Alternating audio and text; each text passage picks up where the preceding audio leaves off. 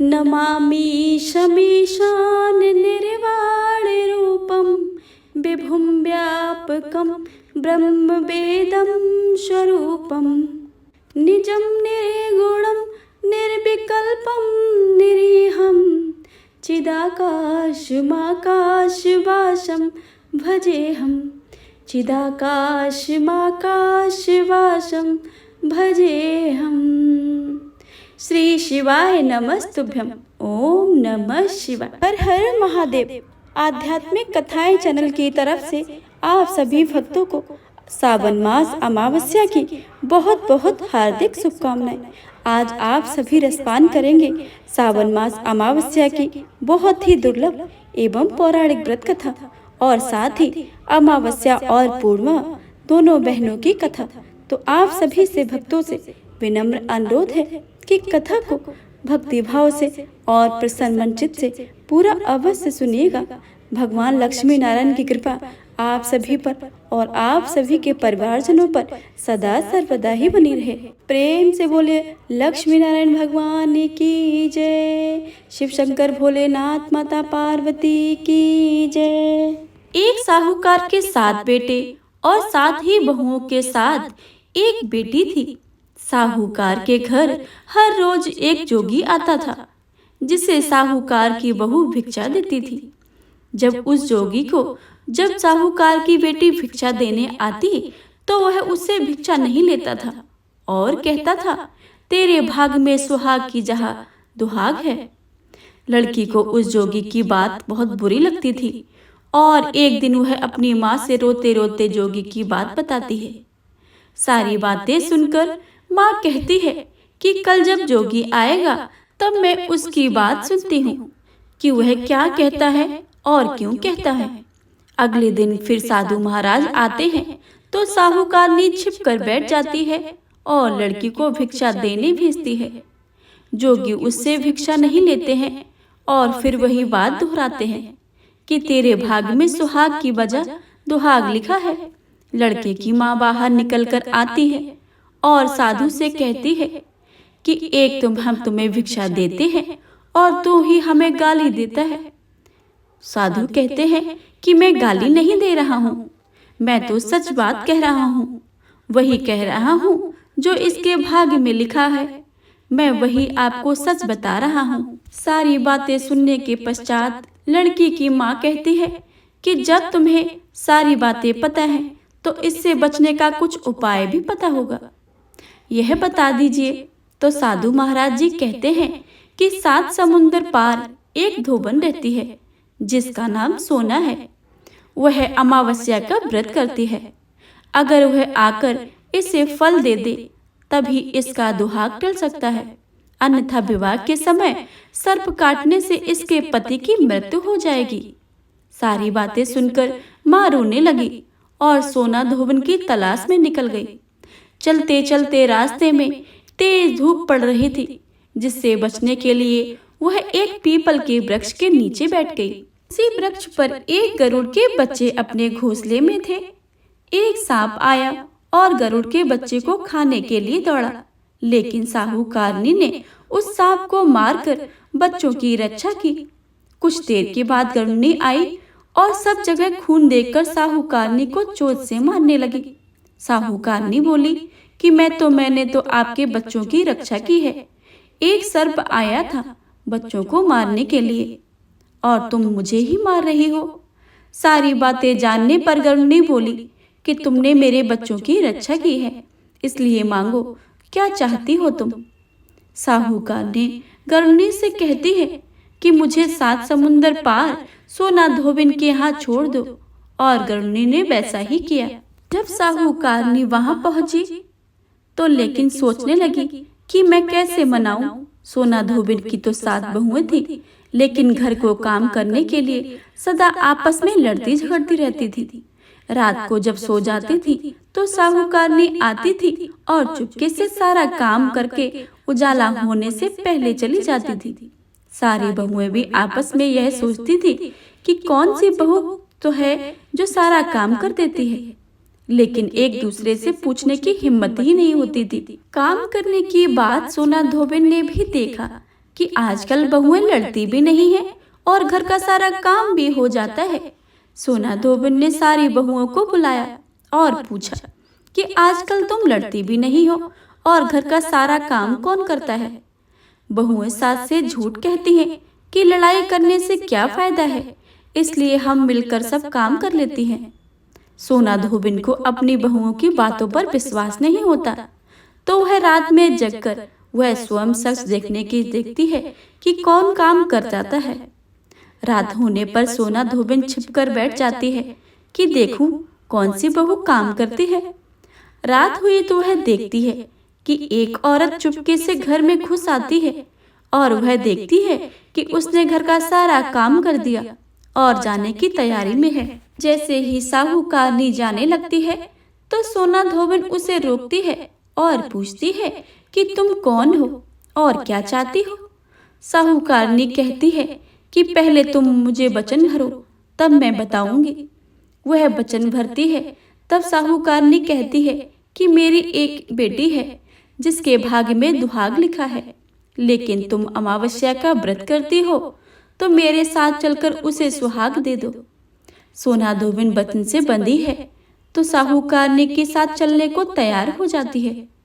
जाते हुए सोना धोबिन अपने बेटे व बहुओं से कहती है कि मैं इस औरत के साथ इसकी बेटी को सुहाग देने जा रही हूँ, लेकिन अगर मेरे पीछे तुम्हारे पिताजी मर जाएं, तो उन्हें तेल के कूप में डालकर रख देना। सोना धोबिन साहूकारनी के घर जाती है। साहूकारनी अपनी बेटी का विवाह करती है तो फेरों के समय सोना धोबिन कच्चा करवा दूध और तार लेकर बैठ जाती है। कुछ समय के बाद सर्प आया और दूल्हे को डसने लगा, तो सोना धोबिन ने करवा आगे करके तार से सांप को बांध दिया और सांप मर गया। अब सोना धोबिन ने लड़की को सुहाग दिया और कहा कि जितनी अमावस्याएं मैंने की हैं, उन सभी का फल साहूकारनी के इस लड़की को मिले। अब आगे जो अमावस्या मैं करूंगी, उनका फल मेरे पति व मेरे बेटे को मिलेगा। जब सभी लोग अमावस्या की जय जयकार करने लगे, सोना धोबिन अपने घर वापस जाने को तैयार हुई, तो साहूकारनी ने कहा कि तुमने मेरी जमाई को जीवन दान दिया है, इसलिए तुम जो चाहो वह मांग लो। सोना धोबिन बोली कि मुझे कुछ नहीं चाहिए और वह वहां से चली गई। रास्ते में चलते चलते वह फिर से अमावस्या आ गई। उसने पीपल के पेड़ के नीचे बैठकर कहानी कही, व्रत रखा और पीपल के पेड़ की 108 बार परिक्रमा की। पीपल के पेड़ की पूजा के बाद जब वह घर जाती तो देखती है कि उसका पति मरा पड़ा है।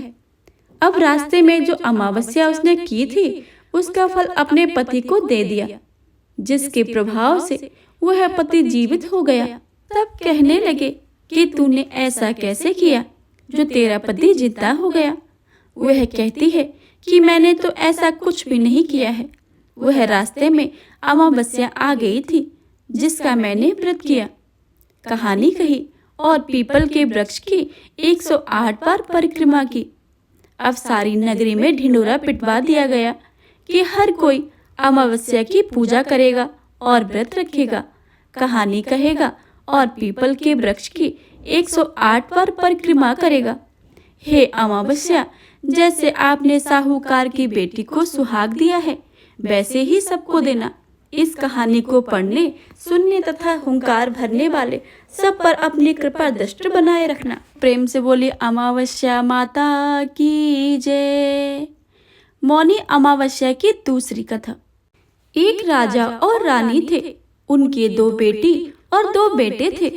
एक बेटी का नाम पूर्णिमा और दूसरी बेटी का नाम अमावस्या था। पूर्णिमा सारा घर का काम किया करती थी और भगवान की पूजा पाठ किया करती थी और गाय की सेवा भी करती थी। लेकिन अमावस्या न तो घर का काम करती थी और न ही भगवान की पूजा पाठ करती थी और न ही गौ की सेवा करती थी। फिर भी राजा और रानी अपने दोनों बेटों और अमावस्या को बहुत प्यार करते थे, लेकिन पूर्णिमा से नफरत करते थे। राजा के दोनों बेटे और बेटी धीरे धीरे बड़े हो गए। राजा ने दोनों बेटों का विवाह करवा दिया। इसके बाद रानी ने कहा कि दोनों बेटी का विवाह के योग्य हो गई हैं, तो इनके लिए भी कहीं जाकर रिश्ता तय करके विवाह करवा दो। लेकिन अमावस्या का विवाह किसी बड़े घर में करना और पूर्णिमा का विवाह किसी गरीब घर में करना, क्योंकि पूर्णिमा तो घर का सारा काम करना और भगवान की पूजा करना और गौ की सेवा करना यही पसंद है। अब रानी ने राजा को दोनों बहनों का रिश्ता तय करने के लिए भेजा, तो राजा अपने पड़ोसी राज्य के राजकुमार से अमावस्या की शादी का रिश्ता तय कर देते हैं और उसी गांव में एक गरीब बेटे से पूर्णिमा की शादी का रिश्ता तय कर देते हैं। राजा अपनी रानी को दोनों बहनों की शादी के रिश्ते के बारे में बताते हैं, तो रानी अब सोचती है कि पूर्णिमा को भगवान कैसे मदद करते हैं, क्योंकि यह पूजा पाठ बहुत करती है और गाय की सेवा भी करती है। लेकिन पूर्णिमा के भाई और भौजाई पूर्णिमा से बहुत प्यार करते थे, क्योंकि पूर्णिमा उनके घर का सारा काम में हाथ जो बटाती थी और अमावस्या उन पर अपना रौब जमाती थी। राजा इसके कुछ दिनों के बाद ही उनका विवाह करवा देते हैं और जब राजा अपनी रानी से उन दोनों बेटियों को विदाई करने देते हैं, तब अमावस्या को विदाई में बहुत सारी धन दौलत देते हैं और पूर्णिमा को कुछ भी नहीं देते हैं। इसके बाद दोनों बहनें अपने अपने ससुराल चली जाती हैं। अब एक दिन अमावस्या ने अपने घर में शिव चर्चा रखी, जिसमें उसने पूरे गांव वालों को अपने घर बुलाया, लेकिन पूर्णिमा को नहीं बुलाया। जब गांव की औरतें अमावस्या से कहने लगी कि यहाँ जो हो रही है, तब पूर्णिमा अपने दरवाजे के बाहर बैठ जाती है और उन औरतों से पूर्णिमा से कहा कि तुम्हारी बहन ने शिव चर्चा रखी है, तुम नहीं चलोगे क्या? पूर्णिमा ने कहा कि मुझे तो बुलाया ही नहीं, मैं कैसे चल सकती हूँ? औरतों ने कहा कि बुलाया नहीं तो क्या हुआ, वह तो भगवान की शिव चर्चा है, तुम चलो हमारे साथ। पूर्णिमा उन औरतों की बात मानकर उनके साथ चली गई। जब अमावस्या की नजर पूर्णिमा पर पड़ी, तो अमावस्या ने गुस्से में आकर पूर्णिमा से कहा कि तुम यहाँ कैसे चली आई हो, तुम्हें तो मैंने बुलाया ही नहीं। खैर कोई बात नहीं है, तुम आ ही गई हो तो चुपचाप बैठे रहना और इधर उधर मत घूमना। इस तरह से अमावस्या ने पूर्णिमा की गरीबी का मजाक उड़ाया। अमावस्या की बातें सुनकर पूर्णिमा की आंखों में आंसुओं की धारा बहने लगी और भगवान शिव से हाथ जोड़कर पूर्णिमा मन ही मन विनती करने लगी, हे भगवान, पूजा पाठ करना, घर का काम करना और गौ की सेवा करना यह गलत है। आखिर मेरा क्या कसूर है? आप सब कृपा करेंगे तो मुझ पर। पूर्णिमा बारंबार भगवान से यही कहती रही। जितने में शिव चर्चा पूरी हो गई। अब अमावस्या भगवान का प्रसाद बांटने लगी, तो उसने सभी को प्रसाद दिया, लेकिन पूर्णिमा को नहीं दिया। पूर्णिमा बेचारी प्रसाद के बिना ही घर लौटने लगी, तो रास्ते में उसने सोचा कि बच्चे प्रसाद मांगेंगे तो मैं उन्हें क्या कहूँगी। उसने सोचा कि मैं अपने मायके अपने भाई और भौजाई के यहाँ जाऊंगी और वहां से बच्चों के लिए कुछ लेकर आ जाऊंगी।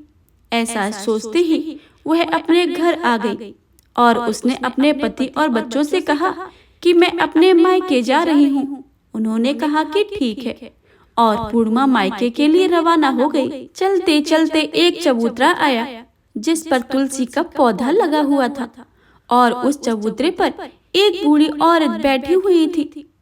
वह कोई नहीं था, साक्षात तुलसी माता ही थी। उस बूढ़ी औरत ने पूर्णिमा से कहा कि बेटी, तुम कौन हो और तुम कहाँ जा रही हो? तो पूर्णिमा ने अपने परिचय दिया। उस बूढ़ी औरत ने पूर्णिमा से कहा कि ये तुलसी का पौधा सूख रहा है, इसमें थोड़ा पानी डाल दो और इस चबूतरे की साफ सफाई कर दो, जिससे मुझे थोड़ी ठंडक मिलेगी। पूर्णिमा ने कहा कि ठीक है माँ जी। उसने तुलसी में पानी डाला और चबूतरे की साफ सफाई की और उस बूढ़ी औरत को भी नहला दिया, उसके पैर धोए और कहा कि और क्या काम है माँ जी? उसने कहा कि कुछ नहीं है, अब तुम जाओ और वापस आते समय मुझसे मिलकर जाना। पूर्णिमा ने कहा कि ठीक है माँ। और वह वहां से रवाना हो गई। तो चलते चलते आगे एक शिव चबूतरे पर बैठे हुए थे और कोई और नहीं, साक्षात भगवान महादेव ही थे। उन्होंने पूर्णिमा से कहा कि बेटी, तुम कौन हो और कहाँ जा रही हो? पूर्णिमा ने अपना परिचय दिया। फिर उस बूढ़े बाबा ने पूर्णिमा से कहा कि इस चबूतरे और इस मंदिर की साफ सफाई कर दो। बेटी पूर्णिमा ने कहा कि ठीक है बाबा, और उसने चबूतरे और मंदिर की साफ सफाई की और पूजा पाठ की और उस बूढ़े बाबा को नहला दिया और कहा कि बाबा कुछ काम है। बाबा उस बूढ़े ने कहा कि नहीं बेटी, कुछ काम नहीं है, अब तुम जाओ और वापस समय मुझसे मिलकर जाना। पूर्णिमा ने कहा कि ठीक है बाबा, और वे वहां से रवाना हुई और आगे चलते चलते काली माता का मंदिर मिला। वहां भी एक बूढ़ी औरत चबूतरे पर बैठी हुई थी। वह बूढ़ी औरत ने पूर्णिमा से कहा कि तुम कौन हो बेटी और कहाँ जा रही हो? पूर्णिमा ने अपना सारा परिचय बता दिया और उस बूढ़ी औरत ने पूर्णिमा से कहा कि बेटी, यहाँ सब पूजा पाठ करने तो आते हैं, लेकिन मंदिर की साफ सफाई कोई नहीं करता है, इसलिए इस चबूतरे की और मंदिर की साफ सफाई कर दो। पूर्णिमा ने कहा कि ठीक है माँ जी। तब पूर्णिमा ने मंदिर और चबूतरे की साफ सफाई की और पूजा पाठ की और माता का श्रृंगार किया और उस बूढ़ी औरत को नहला धुला दिया और बूढ़ी औरत के पैर दबाए। तब पूर्णिमा ने कहा कि माँ जी कुछ काम है? तो माँ जी ने कहा कि नहीं बेटा, अब कुछ काम नहीं है, अब तुम जाओ और वापस आते समय मुझसे मिलकर जाना। पूर्णिमा ने कहा कि ठीक है माँ जी। इसके बाद वे वहां से रवाना हुई और थोड़े आगे चलते चलते एक नदी के किनारे एक बूढ़ी औरत बैठी हुई थी। वह साक्षात गंगा मैया थी। उस बूढ़ी औरत ने कहा कि तुम कौन हो बेटी और कहाँ जा रही हो? पूर्णिमा ने अपना परिचय दिया। इसके बाद उस औरत ने पूर्णिमा से कहा कि इस नदी पर स्नान करने तो सब आते हैं, लेकिन यहाँ साफ सफाई करने कोई भी नहीं आता है, इसलिए तुम इस किनारे की साफ सफाई कर दो। पूर्णिमा ने कहा कि ठीक है माँ जी। पूर्णिमा ने वहाँ पर साफ सफाई की और उस बूढ़ी औरत के पैर दबाए और कहा कि माँ जी कुछ काम है? माँ जी ने कहा कि नहीं बेटा, कुछ काम नहीं है, अब तुम जाओ और वापस आते समय मुझसे मिलकर जाना। इसके बाद पूर्णिमा नाव में तैरने लगी तो नाव फूलों से सजी हुई थी। वह नाव में बैठकर नदी के दूसरे किनारे पर उतर गई। इसके बाद वह अपने पीहर के घर पहुंच गई। वहां पर पूर्णिमा के भाई भौजाई ने उसे देखा तो बहुत खुश हो गए और उन्होंने पूर्णिमा को बहुत खातिरदारी की और खूब सारी बातें करते हुए कहा कि बच्चों की कैसे हाल चाल है, बच्चों को साथ लेकर क्यों नहीं आई हो। इसके बाद सब खाना खाकर सो जाते हैं और सुबह जब पूर्णिमा ने अपने ससुराल जाने के लिए कहा तो भाइयों ने और भाभीयों ने उन्हें एक लाल साड़ी दी और एक थैले में बच्चों के लिए कपड़े और खाने पीने के कुछ सामान रख दिए और कहा कि तुम बहुत दिनों के बाद आती हो, जल्दी जल्दी आया करो। पूर्णिमा ने कहा कि ठीक है भाई। इसके बाद पूर्णिमा की भाभीयों ने पूर्णिमा को हाथ में थैला दिया और कहा कि जाओ, वापस जल्दी ही आना। इसके बाद पूर्णिमा वहां से रवाना हो गई और उसी नदी के किनारे पर पहुंच गई। नाव में बैठकर नदी के दूसरे किनारे पर उतर गई। वहां पर उतरने के बाद पूर्णिमा को वह बूढ़ी माँ मिली जो साक्षात गंगा मैया थी। उस बूढ़ी माँ ने कहा कि आ गई बेटी? बेटी पूर्णिमा ने कहा कि हाँ माँ जी, मैं आ गई हूँ। उस बूढ़ी माँ ने पूर्णिमा को एक थैला दिया और कहा कि इसे तुम अपने घर जाकर ही खोलना। पूर्णिमा ने कहा कि ठीक है माँ जी। अब पूर्णिमा वापस आ गई और पूर्णिमा के पास 2 थैले हो गए थे। उन्हें लेकर वह वहां से रवाना हुई। पूर्णिमा जब आगे चली तो वहीं काली माता का मंदिर आया और वहां भी काली माता के रूप में बूढ़ी माँ बैठी हुई थी। उसने कहा कि बेटी, पूर्णिमा ने कहा कि हाँ माँ जी, मैं आ गई हूँ। तो काली माँ ने एक थैला दिया और कहा कि इसे घर जाकर ही खोलना। पूर्णिमा ने कहा कि ठीक है माँ जी। और जब पूर्णिमा के पास 3 थैले हो गए थे, पूर्णिमा ने एक थैला सिर पर लिया, एक एक हाथ में ले लिया और वहां से रवाना हो गई और आगे चली तो आगे वहीं भगवान शिव का मंदिर आया। वहां पर भगवान शिव बूढ़े बाबा के रूप में बैठे हुए थे। उन्होंने कहा कि बेटी आ गई? तो पूर्णिमा ने कहा कि हाँ बाबा, मैं आ गई हूँ। उस बूढ़े बाबा ने भी एक पूर्णिमा को थैला दिया और कहा कि इसे अपने घर में जाकर ही खोलना। पूर्णिमा ने कहा कि ठीक है बाबा। अब पूर्णिमा के पास 4 थैले हो गए थे। अब भला वो अकेली 4 थैलों को कैसे ले सकती थी, इसलिए पुरानी साड़ी निकाली और उन थैलों को साड़ी में इकट्ठे बांधकर जब पूर्णिमा ने सिर पर रख लिया। पूर्णिमा कुछ आगे चलती है तो वहां तुलसी माता बूढ़ी औरत के रूप में बैठी हुई थी। माता ने कहा कि पूर्णिमा आ गई हो? तो पूर्णिमा ने कहा कि हाँ माँ जी, मैं आ गई हूँ। तुलसी माता ने भी पूर्णिमा को एक थैला दिया और कहा कि इसे घर जाकर ही खोलना। पूर्णिमा ने कहा कि ठीक है माँ जी। अब पूर्णिमा के पास 5 थैले हो गए थे। पूर्णिमा वहां से रवाना हुई और सीधे अपने घर आ गई। पूर्णिमा ने थैले को नीचे रखा और सबसे पहले अपने मायके का थैला खोलकर देखने लगी तो उसमें बच्चों के लिए अच्छे अच्छे कपड़े और बच्चों के खाने पीने की चीजें थी और कुछ गहने भी थे। पूर्णिमा ने अपने बच्चों को नए नए कपड़े दिए और खाने पीने की चीजें दी। बच्चे बहुत खुश हुए और पूर्णिमा ने दूसरा थैला खोला तो जो उसे गंगा माँ ने दिया था, उसने सोना और चांदी भरा हुआ था। अब पूर्णिमा ने तीसरा थैला खोला जो उसे काली माता ने दिया था। उसमें 16 श्रृंगार की सामग्री भरी हुई थी।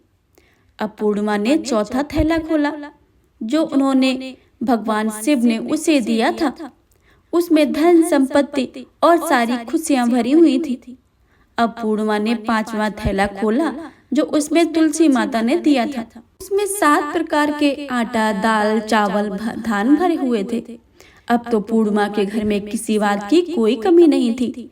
धन धान से भरपूर पूर्णिमा मन में विचार करने लगी, क्यों ना अपने घर में शिव चर्चा करवाई जाए और शिव चर्चा का कार्यक्रम रखा जाए। पूर्णिमा ने गांव में सभी को बुलाया और अपनी बहन को भी घर बुलाया।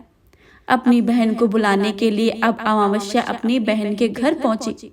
शिव चर्चा में आई तो उसने देखा कि पूर्णिमा के घर में किसी चीज की कोई कमी नहीं थी। इतनी धन दौलत देखकर अमावस्या आश्चर्यचकित रह गई और उसने पूर्णिमा से कहा कि तुम्हारे घर में इतनी धन दौलत कैसे आई है। पूर्णिमा ने कहा कि देखो बहन, तुमने शिव चर्चा रखी हुई थी, उसमें मुझे नहीं बुलाया तो मैं भी बिन बुलाए चली आई हूँ तुम्हारे घर, और तुमने भगवान का प्रसाद तक मुझे नहीं दिया और तुमने मेरी गरीबी का मजाक भी उड़ाया। उसके बाद मैं जब अपने घर आ रही थी तो रास्ते में मेरे मन में विचार आया कि घर में बच्चों के लिए प्रसाद मांगेंगे तो मैं उन्हें क्या दूंगी। इसलिए मैंने सोचा कि मैं अपने मायके चली जाऊं और मैं अपने मायके चली गई और जो कुछ भी घटना हुई थी वह सब अमावस्या को बता दी। अब अमावस्या ने कहा कि तुम मुझे प्रसाद मत दो और मुझे डांटो, लेकिन पूर्णिमा ने कहा यह तो भगवान का प्रसाद है, मैं तो सबको दूंगी और तुम्हें भी दूंगी। फिर अमावस्या ने प्रसाद नहीं लिया और सीधे अपने घर चली गई। घर जाकर अपने बच्चों से कहकर वह अपने मायके जाने के लिए रवाना हो गई। चलते चलते रास्ते में वही तुलसी माता मिली जो चबूतरे पर बूढ़ी माता का रूप धारण करके बैठी हुई थी। उस बूढ़ी माँ ने अमावस्या कहा कि बेटी तुम कौन हो और कहाँ जा रही हो? यह तुलसी का पौधा सूख रहा है, इसमें पानी डाल दो और इस चबूतरे की साफ सफाई कर दो। इस पर अमावस्या ने कहा कि बुढ़िया, तुझे दिखाई नहीं देता मैंने कितनी महंगी साड़ी पहनी हुई है, यह गंदी हो जाएगी। ऐसा कहकर वह आगे चली गई तो भगवान शिव का मंदिर आया। उन्होंने ऐसा कहा कि उसके बाद वह आगे चली तो काली माता का मंदिर आया। उसने ऐसे ही कह दिया। उसने के बाद आगे चली तो गंगा मैया मिली। गंगा मैया को भी उसने ऐसे ही कह दिया। इसके बाद वह नाव में बैठने लगी तो नाव फूलों की जगह कांटे ही थे जो उसके पैरों में चुभ गए और वह दूसरे किनारे पर उतरकर वह अपने मायके चली गई। जब वह वहां पर पहुंची तो उनके भाइयों ने और भौजाइयों ने उन्हें देखा तो वे आपस में धीरे धीरे से बोली कि काम की न काज की, 2.5 सेर अनाज की। ये भला कहाँ से आ गई? अब तो आ गई है तो ठीक है। पूर्णिमा तो अपने काम में हाथ बटाती थी, यह तो घर का कोई काम नहीं करती थी। उन्होंने खाना बनाया और खा पी कर सब सो गए। अमावस्या सुबह उठी और अपनी भौजाई से कहा कि मैं अपने ससुराल जा रही हूँ। तो उन्होंने कहा कि ठीक है जाओ। अमावस्या बोली, पूर्णिमा को तो तुमने एक थैला दिया था और मुझे कुछ नहीं दोगे? भौजाई ने कहा कि तुम घर जाओ, थैला तुम्हारे घर पहुंच जाएगा। फिर वह वहां से रवाना हुई और नदी के किनारे आकर नाव में बैठकर दूसरे किनारे पर पहुंची। वहां गंगा मैया बूढ़ी माता का रूप धारण करके बैठी हुई थी। बूढ़ी माँ ने कहा कि आ गई हो बेटी? अमावस्या ने कहा, हाँ, तुमने पूर्णिमा को एक थैला दिया था और मुझे कुछ नहीं दोगी? बूढ़ी माता ने कहा कि तुम अपने घर जाओ, थैला तुम्हारे घर पहुंच जाएगा। इसके बाद काली माता का मंदिर आया और उन्होंने भी ऐसा ही कह दिया। इसके बाद भगवान शिव का मंदिर आया तो उन्होंने भी ऐसा ही कह दिया। इसके बाद तुलसी माता आई तो उन्होंने भी ऐसा ही कह दिया। इसके बाद जब वह अपने घर पहुंची तो आंगन में 5 थैले रखे हुए थे। अमावस्या ने अपने मन में सोचा कि आज तो मैं निहाल हो जाऊंगी। उसने जल्दी जल्दी से सभी थैले को खोला तो उसमें किसी में मिट्टी तो किसी में पत्थर तो किसी में कंकड़, किसी में कोयला तो किसी में सांप बिच्छू भरे हुए थे। यह सब देखकर उसने अपना सर पकड़कर कहने लगी, हे भगवान, मुझे मायके में भी कुछ नहीं मिला है और इन थैलों में भी कुछ नहीं मिला है। इसके बाद अमावस्या दौड़ती हुई अपनी बहन पूर्णिमा के घर जाती है और पूर्णिमा से कहती है, मुझे तो कुछ भी नहीं मिला है, तुम्हें तो इतना सब कुछ मिला है, आखिर ऐसा क्यों? तो पूर्णिमा ने कहा कि मैं जब अपने मायके जाती हूँ तो मैं अपने भौजाई के साथ मिलकर सारा काम करती हूँ और तुमने कभी उनकी इज्जत नहीं की, इसलिए तुम्हें वो भला क्या देती। और इसके बाद तुमने गंगा माँ को भी ठुकरा दिया और काली माँ को भी ठुकरा दिया और भगवान शिव को भी ठुकरा दिया, तुलसी माता को भी ठुकरा दिया, इसलिए उन्होंने तुम्हें कुछ भी नहीं दिया। अमावस्या बोली, बहन मुझे माफ कर दो, मैंने सदा तुम पर अत्याचार ही किए हैं। कुछ नहीं मिला तो कोई बात नहीं, मैं भगवान की भक्ति करके सब कुछ प्राप्त कर लूंगी। इसका रहस्य बताओ। तो पूर्णिमा ने कहा कि तुम 3 सूत्र ले आना। पहले सूत्र में दया मांगना और दूसरे सूत्र में चर्चा करना और तीसरे सूत्र में 108 बार ओम नमः शिवाय का जाप करना। बहन, भगवान ने जो 3 सूत्र दिए हैं इनका अपने हृदय में वास करना। मैंने सच्चे मन से भगवान की पूजा पाठ की है, इसलिए मेरे पास कुछ नहीं था, फिर भी मुझे भगवान ने सब कुछ दिया है और तुम्हारे पास जो सब कुछ था वह सब कुछ खत्म हो गया है। इसके बाद अमावस्या अपने घर गई और भगवान की पूजा पाठ करने लगी और भगवान शिव से माफी मांगने लगी और गौ सेवा करने लगी, दूसरों की मदद करने लगी।